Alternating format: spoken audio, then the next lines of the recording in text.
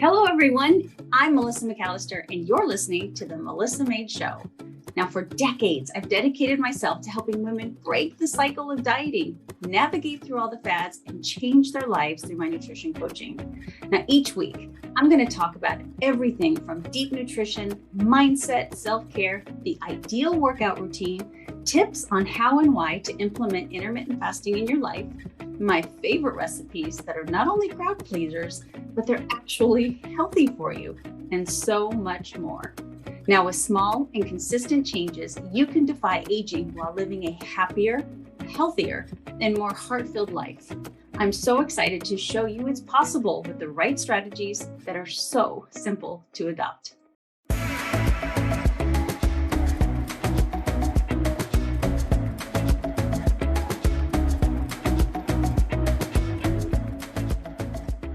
Hello, welcome to the Melissa M.A.D.E Show. And today, believe it or not, this is just an episode of Melissa's Random Thoughts. So I know, go ahead and turn it off right now.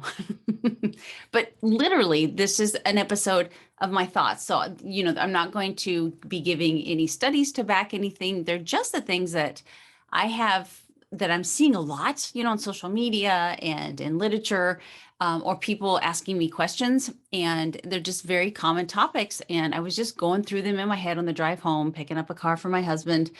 And I thought, you know what, I'm just going to do a podcast talking about these random thoughts, because maybe you have the same random thoughts, or you have this question and my random thought could answer it. Chances of that are pretty dang low, let's be honest.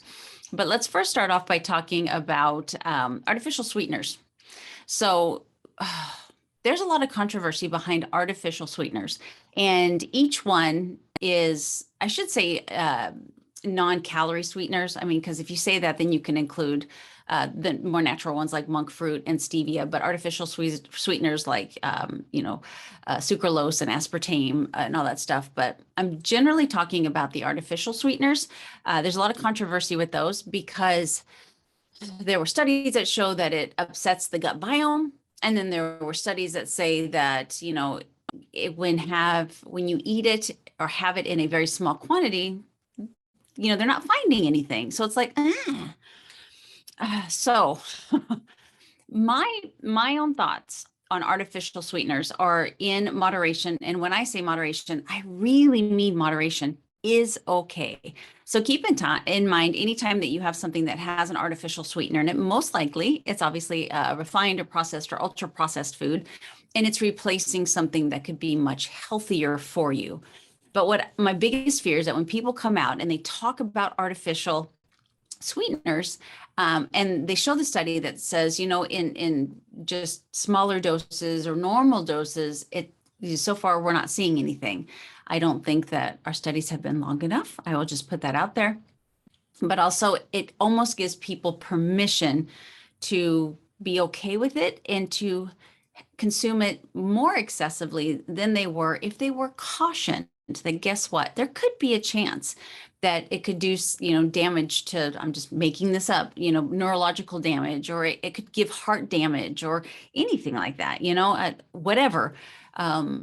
Just to be cautious of something that has the potential, because it is a chemical, to not be good for you long term, that we would be a little bit more sensitive about how often we have it. Because just think about it. If we're like, oh, okay, my favorite influencer just told me that, there's a study that says artificial sweeteners are fine. Okay. So they wake up in the morning and the first thing they have is coffee with a little bit of creamer that has artificial sweetener in it. Right. And then they're ready to work out. So then they choose a sugar-free energy drink like a Red Bull or a Monster that has artificial sweetener in it. They do their workout and then, no, I'm sorry. I'm just going to assume that they have breakfast first. They do their workout. I always see a correlation there. They decide to eat breakfast. And so they choose one of those low sugar oatmeals, instant oatmeals, which has artificial sweeteners in it, or they pick a low sugar flavored yogurt, which has artificial sweetener in it. And then they do the workout.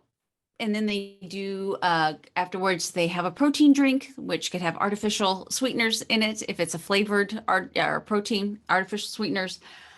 And, they pop a piece of gum, which has artificial sweeteners in it, and they have their lunch and decide to have a Diet Coke or Diet Pepsi, which sometimes is my vice, which has artificial sweeteners in it.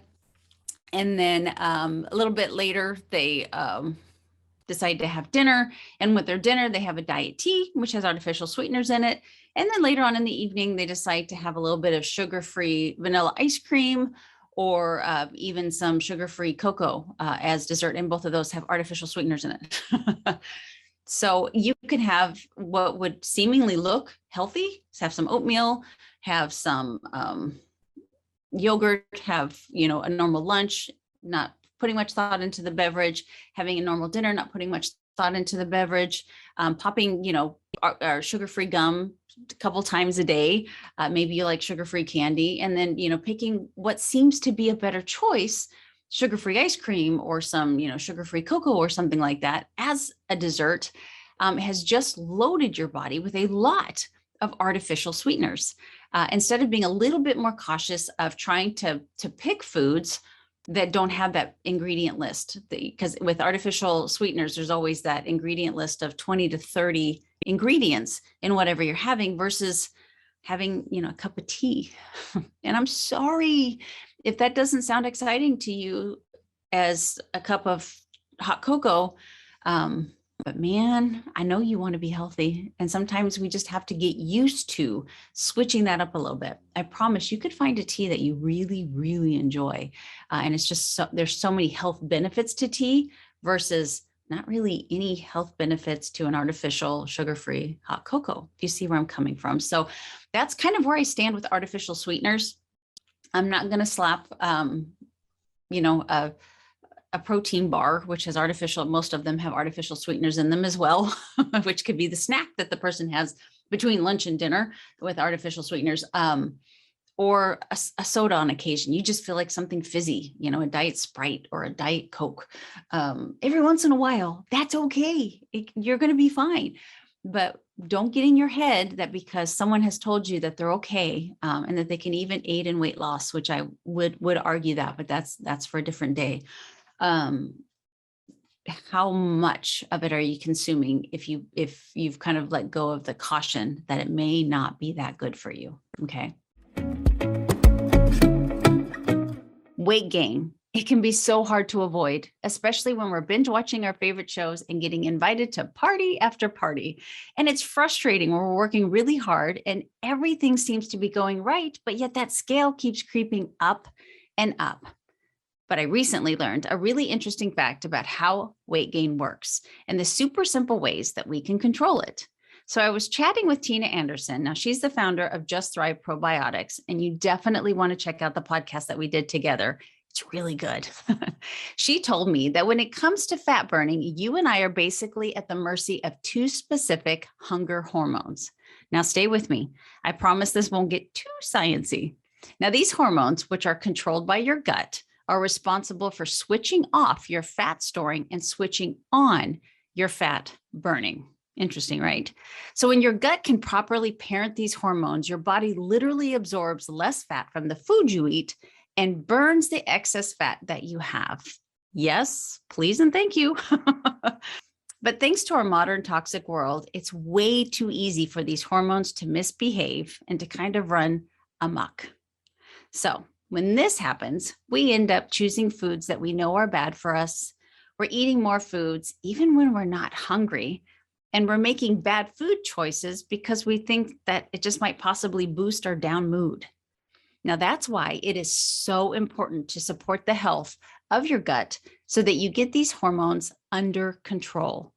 Now, thanks to Tina, my go-to gut support is Just Thrive Probiotic.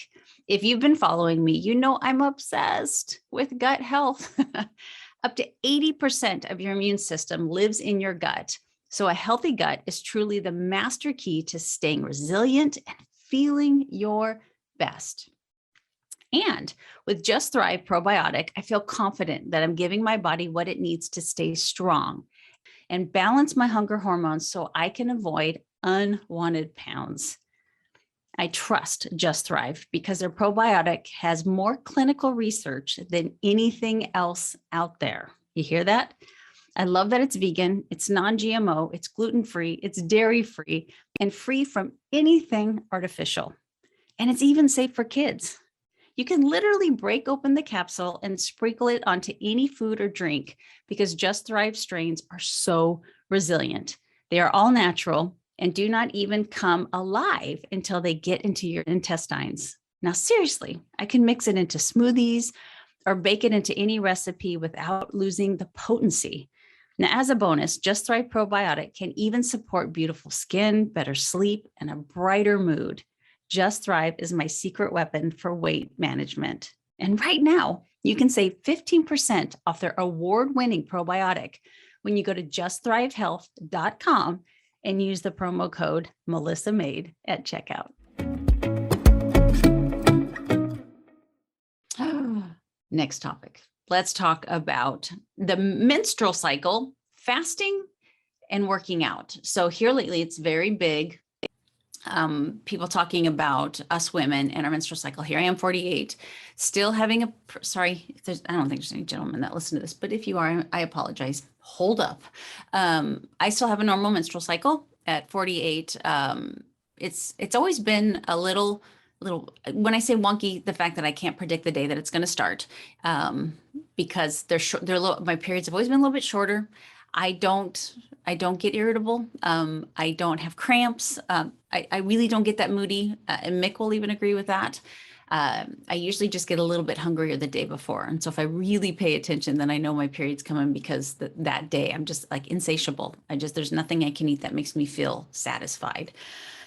But you're hearing all of, this rumble about, eating differently for each cycle. So you have very simple, you have two cycles.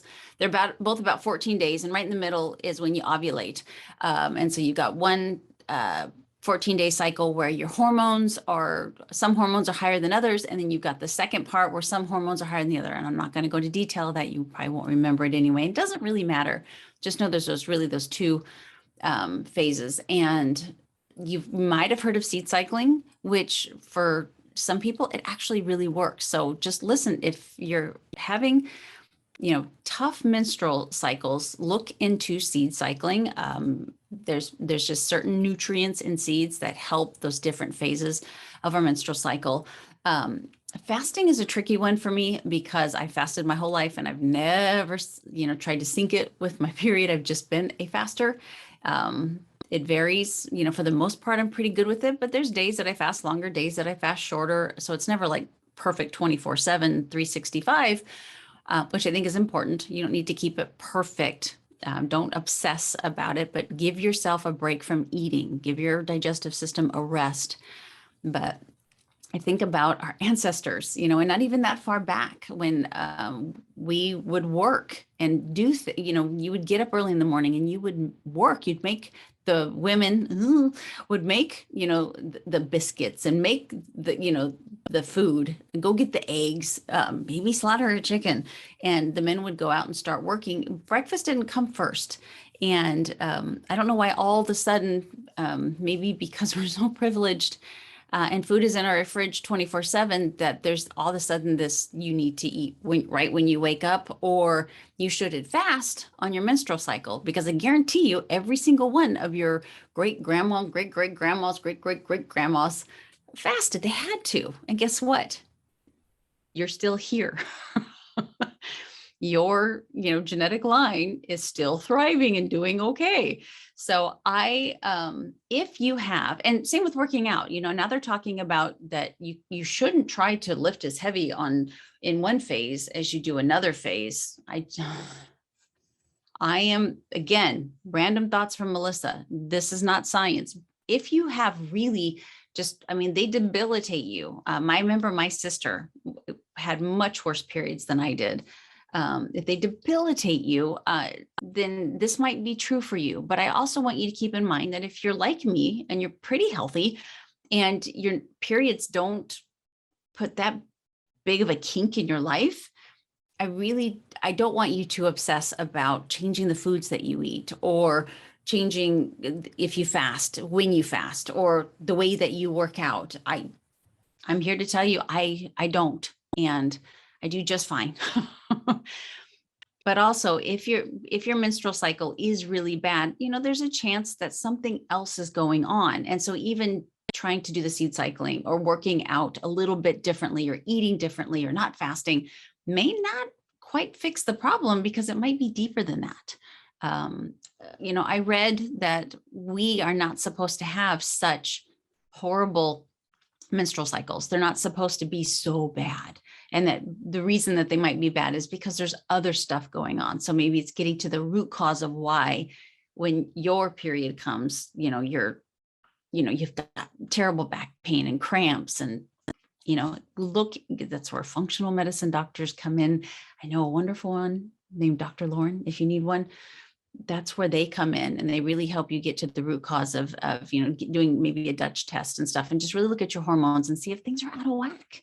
And that's where you help get things back to normal. And then you might be more on the side of, gosh, I can still fast and eat normally and work out normally. And it doesn't matter what time of the month it is for me to do all the things that I normally do. So keep that in mind, just because it's so predominant right now, that I don't want you to think, if you're more like me, that they don't alter your life. You may not need to alter anything else about your life because of your period. Okay. Just because somebody tells you, oh my gosh, you shouldn't work out the same. And you're sitting here going, gosh, I've had my period for 20 years and I've worked out the same, every day of the week. Should I change it? Nah, you're fine. You're fine. Okay, let's move on to number 3. So I did a wonderful podcast today with Dr. Victoria, Dr. V. Oh, you guys, she's stunning. She's just stunning. She was just so beautiful to look at the whole time we were talking. She probably caught me staring at her going, this is uncomfortable. But you have to check her out and you'll know what I'm talking about. But she actually asked me about vegetables and how she saw an influencer on social media. And I say influencer very generally, because I don't know if they have any kind of nutritional background, or if they're, a personal trainer that's got fitness background, or a health coach, or nutritionist, dietitian, doctor. I don't know where they're coming from. So I'm just trying to be very broad by saying influencer, because they've influenced somebody. And she said an influencer that's, got a pretty big following, and we're talking about how vegetables are bad for you. She says, can I get your input on that? I hear that often, and I just want to remind you, we should never focus on picking apart vegetables, or that's the very last resort. We need to really kind of pick apart, not having, and I'm not saying this is you, but just generally speaking, people will come to me and I know they're having, baked Lays for lunch, or a McDonald's Egg McMuffin, which are actually wonderful for breakfast. So it's those things that you want to worry about getting out of your diet, eating a more, whole foods based diet versus processed foods diet, before you even think about, should I not be eating this specific vegetable because somebody told me it wasn't good for me? If you want to get that particular about your diet, cool, then do it. There are obviously people out there that do, but it should be the very, very, very last thing that you ever worry about on your daily nutrition, is whether or not you should have fruits or vegetables. We talked about lectins and anti-nutrients, and it's a really good episode, and I'm not sure which one's going to come out first. But keep in mind that the way that we grow in greenhouses and, monocrops and stuff, that we pick things before they're ripe. And I know this firsthand because we do own a property, and it's the gentleman that has a farmer's market on it. His name is Dan, and Dan always educates me on local farmers versus produce that comes in from, let's say, California and gets shipped over to Texas. They actually pick it when it's really unripe. It's just not ready to be picked yet. And they put it in the back of a truck and they drive it, and then they gas it. And that gas ripens it. It gives it the color. It gives it, it softens it up, and it makes you think that it was like vine ripened. I'm thinking of maybe a tomato. Visualize a tomato. It's not true. It was picked very green, spent a couple days in a truck, and then gassed to turn red. And that those lectins and those anti-nutrients are still there because the plant is very heavy in those. when it's not ready to be eaten, because it's like, hey, animal, please don't eat this yet. I need it to grow. I need the seeds inside the tomato to be, mature. So when you do eat this tomato and you go poop somewhere else, you're going to sprout my plant and I'm going to continue to spread my seed, so to speak. So these plants, have that defense mechanism to keep you from having it before it's ripe. And here we are, good old humans, screwing that up and picking all of this stuff before it's ripe, when it's still very, very green. Hey, it matches my shirt. Very green, and then getting falsely ripened. So those anti-nutrients and those lectins and stuff are still there because in the plant's mind, it's not ready to be eaten yet. And so they're much worse. So this is where I really encourage you to eat seasonally. It's so important that you eat seasonally and that you try to make a relationship with a local farmer or a grocery store that only uses produce from a local farmer instead of, I'm not picking on Walmart in and of itself, but I think sometimes they have that sign up that says local farmers. I'm not sure if that's true. I'm just gonna use Walmart as an example because there's such a big chain that they have, they make a deal with Florida with oranges, and they ship the oranges all over the United States, and they will pick them before they're good and orange to be eaten. And that's just a different fruit than getting it 10 miles away from your house when they really can wait until it's ready to be picked and eaten. Okay. Last one. Are you ready? Protein and strength training. Okay. So Melissa eats a good amount of protein, and Melissa is really doing a lot of strength training lately. So I get it. And I understand how important it is. But again, in just like slammed in our face, I'm seeing nothing but people talk about how important protein is. And I've literally seen strength training is the fountain of youth. It's anti-aging. It's a miracle. I mean, people are pretty impressed with strength training, and so am I. I do it. I get my fair share of protein. I strive for 120 grams a day. I don't know if I make it every day, but I strive for 120 grams a day, trying to get a good amount of protein because I am, working on building a little bit more muscle. Pretty happy where I'm at, but just maybe a little bit more. You always like to see, progress somewhere. So my body fat's good. So I'm working on a little bit of muscle mass, especially as I get older, because it will be very hard as I get older to keep it. So let's stock it up now. That being said, and this is what's happening in my humble opinion, my random thought is, strength training has always been important. It's always been good for you. Protein has always been important. It's always been good for you. But we as a society are not doing well. And so what we do is we pick something and we're like, ooh, this is the reason why we have our obesity epidemic. This is the reason why we have all these autoimmune disorders, because people don't have enough protein. People should be strength training. And so it's the end all be all cure all. Which I think is kind of where the carnivore diet has evolved from, is the thought of protein is so good for us, which it is. But then when we finally realized that low fat sucked and high fat, or a balanced amount of fat is good for you, then you see keto. And there's we just always take something that we discover and then take it to the extreme. And I kind of think we're doing that with the protein and weight training.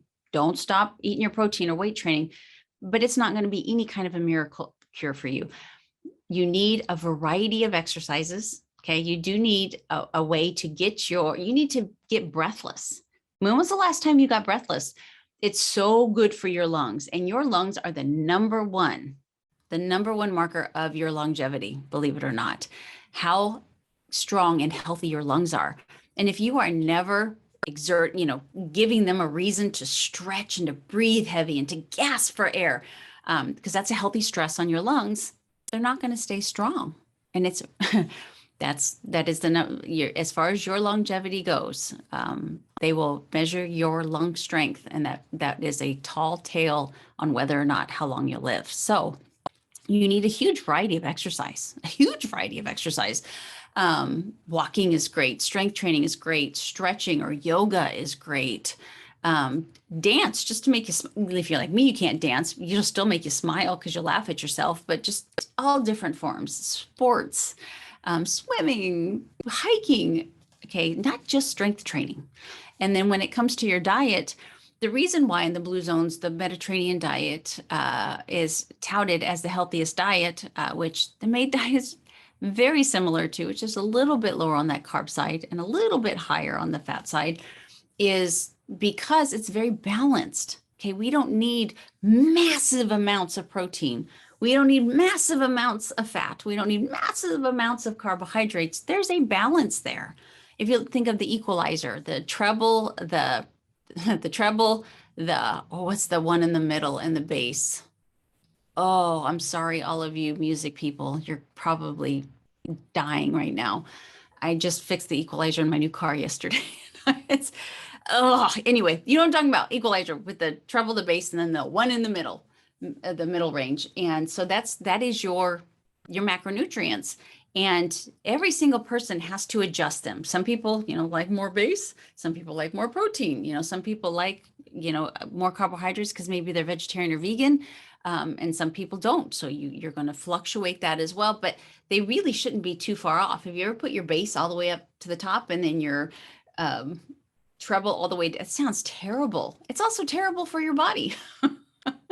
Same with, the other way around. Maybe, a really rich carbohydrate diet has proven to not be that good for us. A diet that's really high in protein, not that good for us. A diet that's really high in fat, not that good for us. Let's go ahead and balance it.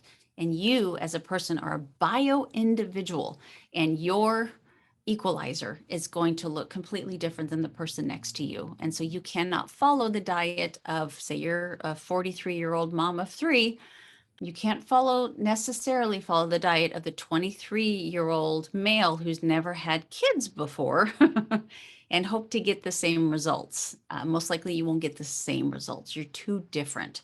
So there has to be that balance. And in the M.A.D.E diet, I do take you through that. Like, how active are you? What is your goal with muscle? Are you looking to build muscle? Are you looking to just maintain your muscle? And then same thing with, fats that fill the void of, if you're got metabolic syndrome, pre-diabetic, 1 in 3 of us are, type 2 diabetic, we got to really be carb conscious. And so we make up for that, not by having an astronomical amount of protein. It's not good for you. But balancing that with the fat, not having an astronomical amount of fat. So I hope you see where I'm going with this, that there will be something in a couple of years, protein will take the back seat as fat did, as carbohydrates did, when we went on that low fat movement, everything was carbs. And then we're like, oh, wait, we really need fat in our diet to be healthy. So then fat went up. Now protein has been put on the golden throne, and it is the wonderful macronutrient, which it is. Don't get me wrong. It's incredibly important, but so are the other two. All 3 are really important in your own quantities. So, don't think that just by adding a little bit more protein, especially if it happens to be a protein cookie or a protein bar or a protein shake, that all of a sudden, you might be able to build a little more muscle, and maybe that little bit more muscle might be able to help you lose a little bit of weight, but is it really making you healthy by having that kind of stuff? Okay, so that's it. Those are my 4 random thoughts that I had today in my 45-minute drive home. Okay, so I have to tell you, you can click off now if you wanted my random thoughts. My husband asked me to go and pick up, he has a Lotus, the same Lotus that was in Pretty Woman. And if you remember the scene where he's driving down the road, just killing the clutch, and she, first, of course, hits on him and then says, I can drive this car for you. Kind of felt that way. That, I'm going to give Richard Gere a little bit of credit here, because that car, especially in first gear, is very hard to take off smoothly. So if you've seen that movie and you think that Richard Gere lost a few man points because he couldn't drive that Lotus, I'm here to tell you, rest in peace, sir, that it is a hard car to drive. And I know it was a character, but I guarantee you, he probably, part of that acting was real life, because that Lotus So once I got comfortable with it and, getting my groove on, then these random thoughts popped into my head and I thought I would come on here and share them with you. So as always, MADE stands for a few different things, but make a difference every day. And I really, truly want you to wake up every day prepared. And then I want you to put your head on that pillow and I want you to feel proud. I hope you have a great day. Wow, we've reached the end. But before I leave you, I'd love to hear from you. After all, it's not every day that someone reaches out and asks for your opinion. And to me, your opinion does matter. So please share this episode with anyone that you think needs to hear this message. And remember to rate, review, and subscribe wherever you listen to podcasts. My name is Melissa McAllister. And until next time, thank you for being your own health advocate.